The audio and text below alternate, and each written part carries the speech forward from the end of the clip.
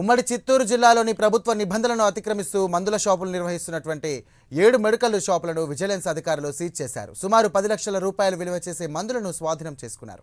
మత్తు పదార్థాలతో కూడిన మందులను విక్రయించే దుకాణాలపై ప్రత్యేక నిఘా ఉంచామని విజిలెన్స్ అధికారి షరీఫ్ తెలియజేశారు. ఎలాంటి ప్రిస్క్రిప్షన్ లేకుండా మందులను విక్రయిస్తే కఠిన చర్యలు తప్పవని సందర్భంగా ఆయన హెచ్చరించారు.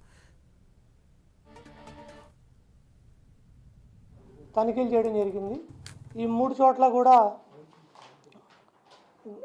డయాపాజమ్, కోరిన్, అదేవిధంగా ఆల్పాజోలం ఇలాంటివన్నీ కూడా కాఫ్ సిరప్స్ ఇవన్నీ కూడా వితౌట్ ప్రిస్క్రిప్షన్, అంటే డాక్టర్ ప్రిస్క్రిప్షన్ లేకుండా అమ్మడం చేస్తున్నారు వీళ్ళు. దీని మీద డ్రగ్స్ అండ్ కాస్మెటిక్ యాక్ట్ ప్రకారం కేసులు రిజిస్టర్ చేస్తున్నాము.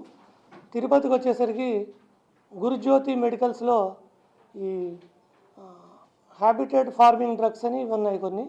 ఇవేంటంటే మెన్స్ జెంట్స్కి స్టిమ్యులేషన్ కోసం వాడతారు. అదేవిధంగా ఎన్ఆర్ఎస్ డ్రగ్స్ అంటే ఈ మత్తుని కలిగించే డ్రగ్స్ కూడా వీళ్ళు వితౌట్ డాక్టర్ ప్రిస్క్రిప్షన్ ఇవ్వడం జరుగుతుంది.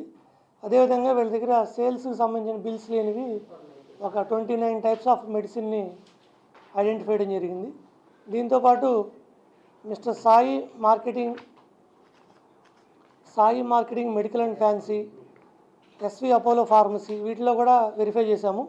ఇక్కడ ఏంటంటే ఫార్మసిస్టులు లేకుండానే మెడిసిన్ అమ్ముతున్నారు.